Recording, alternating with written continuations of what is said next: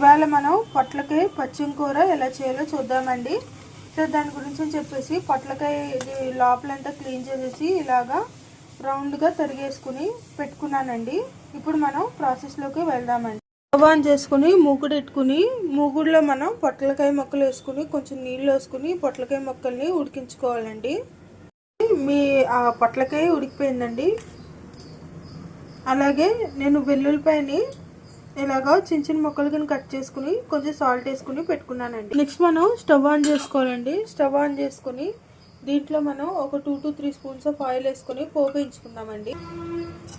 ఇప్పుడు మనం దీంట్లోకి ఒక స్పూన్ జీలకర్ర, అలాగే ఒక స్పూన్ మినపప్పు, అలాగే దీంట్లో ఒక చిన్న మిరపకాయ వేసుకుందామండి.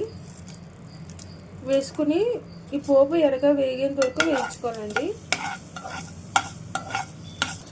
చూసారు కదండి, పోపు ఎగిపోయింది. ఇప్పుడు నెక్స్ట్ మనం వెల్లుల్లిపాయ వేసుకుందామండి. వెల్లుల్లిపాయ వేసుకుని ఒకసారి వేయించేసుకుందామండి. ఈ వెల్లుల్లిపాయ పచ్చివాసన పోయేంత వరకు వేయించుకోవాలండి.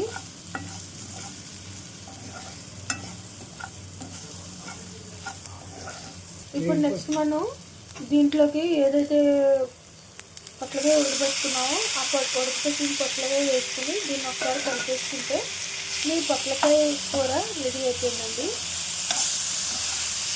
ఇది పచ్చిమ కూర అండి. ఎప్పుడైనా మీకు ఒంట్లో బాగోలేనప్పుడు అలాంటప్పుడు పచ్చిమ చేయమంటారు కదండి, బాలింతరాలు కూడా చేస్తాం. అలాంటప్పుడు ఈ కూర చేసుకోవచ్చండి. సో ఇదండి నాటి వీడియో. ఈ వీడియో కనుక మీకు నచ్చినట్లయితే లైక్ చేయండి, షేర్ చేయండి, కామెంట్ చేయండి, అలాగే సబ్స్క్రైబ్ కూడా చేయండి.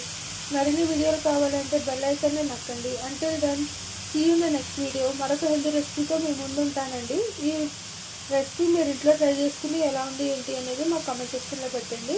Thanks for watching. ఇలా కొత్తిమీర కూడా జల్లేసుకుంటే మీ కూర రెడీ అయిపోయిందండి.